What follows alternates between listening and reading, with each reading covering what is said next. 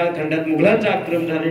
असे आक्रमण आपल्या गावावरती, आपल्या तालुक्यावरती, आपल्या राज्यावरती होऊ देऊ नका. जर झालं तर धर्म संकट आल्याशिवाय राहणार नाही. धर्म अबाधित ठेवायचा असेल तर येळ आला तरी टाळ वाजून जमणार नाही. टाळ सुद्धा हाणावं लागणार आहे भविष्यामध्ये धर्मासाठी. बाकीचं कशासाठी नाही हाणायचं, फक्त धर्मासाठी.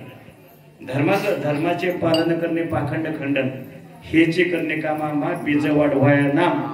तर नाम वाढवायचं असं तर प्रत्येकाने कोणत्या क्षेत्रात असू द्या. म्हणजे तुम्ही बापू विदर्भात मराठवाड्याचा चांगले चांगले खासदार आमदार सप्त करतात, भजनाचं बसले ना चांगले कीर्तन करायच्या तोंडात आणतात.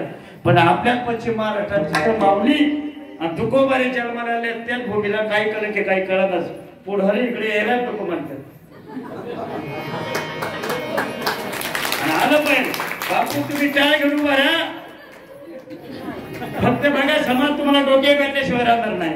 पण पुढारी धर्म कार्यात येत आहेत आणि जोपर्यंत पुढारी धर्म कार्यात येत नाही तोपर्यंत धर्म सुरक्षित राहत नाही. कारण काय करतो आपण मूठभर त्यांची मतं किती मूठभर आहेत, पण त्या मतासाठी मूठभर मतासाठी आपण त्यांच्या दारात जातो. जोगवा वाढग माय मला मत दे आणि आमचा अधर्म वाढव. त्याला आपणच कारणीभूत असो. जे काही बदल चुकलेलं असेल माझं मला परत द्या. आणि धर्मासाठी सगळ्यांनी एकत्र या.